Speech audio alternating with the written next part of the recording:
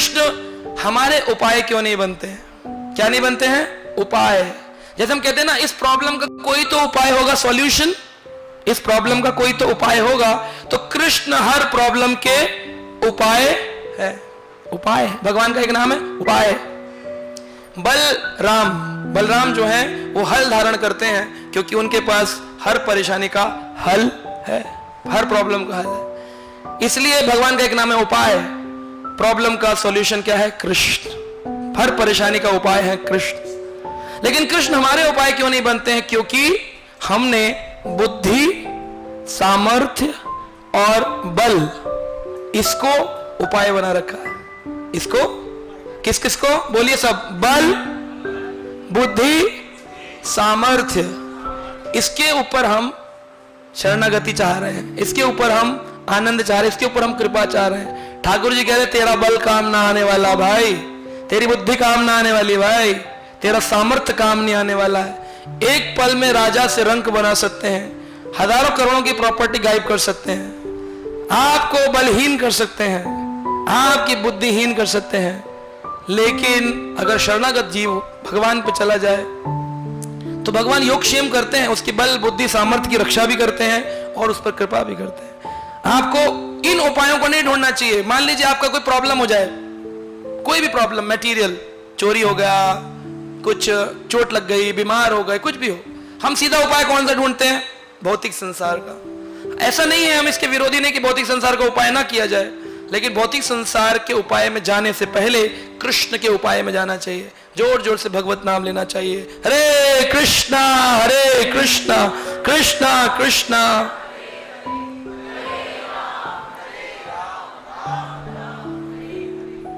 तो आप कहेंगे तो उदाहरण दीजिए जिन्होंने उपाय में, परेशानी में भगवान का स्मरण किया हो। तो एक उपाय है गजेंद्र, जिन्होंने भगवान को देखा। 1000 वर्ष तक किस पर प्रयास कर रहे थे?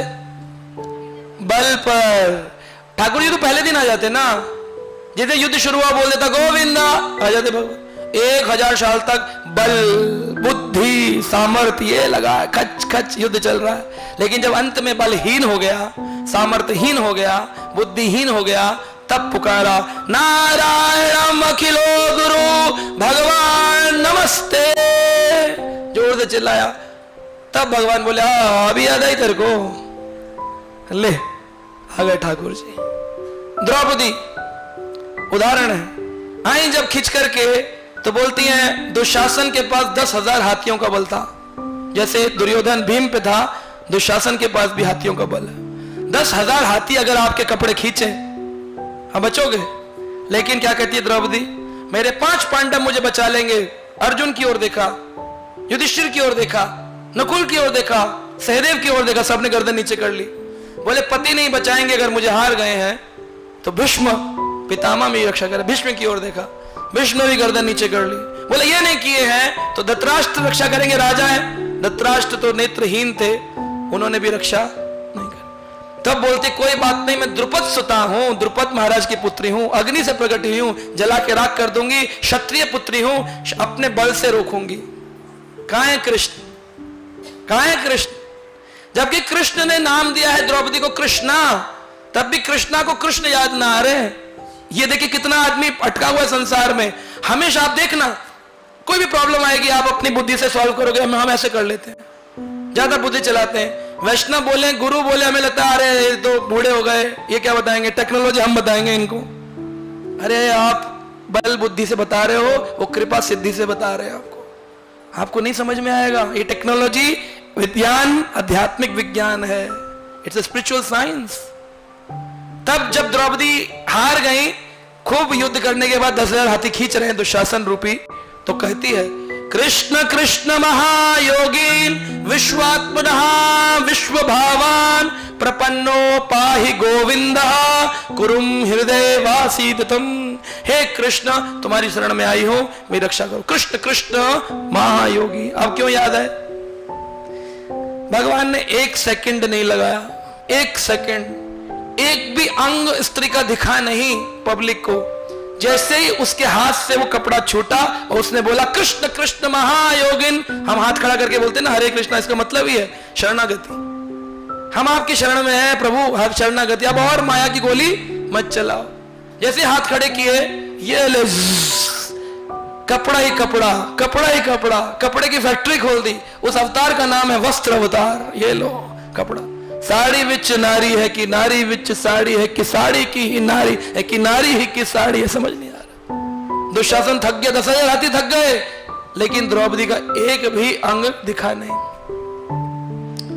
तो बताइए कैसे हुआ?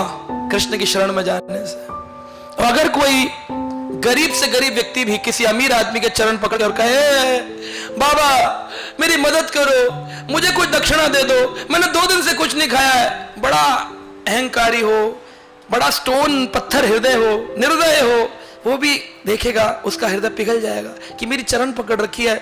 अच्छा छोड़ो छोड़ो छोड़ो, ये लो 20 रुपए खा लेना। अगर आप ठाकुर जी की चरण पकड़ेंगे, जो भक्त वत्सल हैं, उनके भक्तों की चरण पकड़ेंगे, तो क्या भगवान आपको देखेंगे नहीं?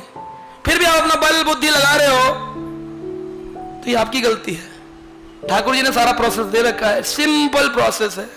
श्रील प्रभुपाद जी कहते थे, भक्ति is simple for simple people. सादा लोगों के लिए भक्ति बड़ी सरल है, और जो कॉम्प्लिकेटेड है, जो अपने दिमाग में कई लच्छे बना के बैठे संसारी, उनके लिए बड़ा मुश्किल है भक्ति। अरे समझ ही नहीं आ रहा, कैसे शरणागत हो, पता नहीं, पहले तो ऐसे बोलते थे गुरु जी, प्रभु जी ऐसे कहते थे, अब तो ऐसे कहते हैं। तुम अपनी बुद्धि बल मत लगाओ, वो जो बोले बस करते रहो, अपने आप ठाकुर जी प्रसन्न होते हैं। ये शरणागति का भाव है।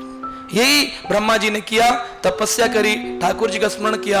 1000 साल बाद ठाकुर जी वहां पर दिए, वह भगवान अजित क्या हो गए? जीत लिए गए। तो यहां पर लिखा है, ननाम पदाम भुजम्मस्य विश्वसृगः यथा परमहंसेने पथा अधिगम्यते। अगर आप परमहंसों के पथ का अधिगमन करेंगे, चलेंगे उस पर, तो भगवान की अनुकंपा आपके ऊपर होगी और आपको भगवान के पदाम भुजस्य यानी चरण कमल, पदाम अम्बुजस्य प्राप्त होंगे। तो चाहते हैं कि नहीं चाहते हैं? तो कैसे मिलेंगे? कैसे मिलेंगे? शरणागति से। और शरणागति कैसे होती है? भगवान के भक्तों की शरण में जाकर के। भगवान की शरण में कैसे जाना है? बल बुद्धि सामर्थ्य को त्याग करके भगवान की शरण में जाना है। अगर बल बुद्धि लगाएंगे तो लड़ते रहो, हजारों वर्षों तक करते रहो, उपाय नहीं मिलेगा। और अंतिम उपाय कौन है? डॉक्टर भी दवाई देने के बाद कहता है, मैंने सारा कुछ कर लिया है, अब तो पेशेंट, हाँ आखिरी उपाय वही है, तो आखिरी में क्यों रखना, उनको पहला उपाय बना लो ना, पहला उपाय बना लो अपने जीवन का। हरे कृष्णा।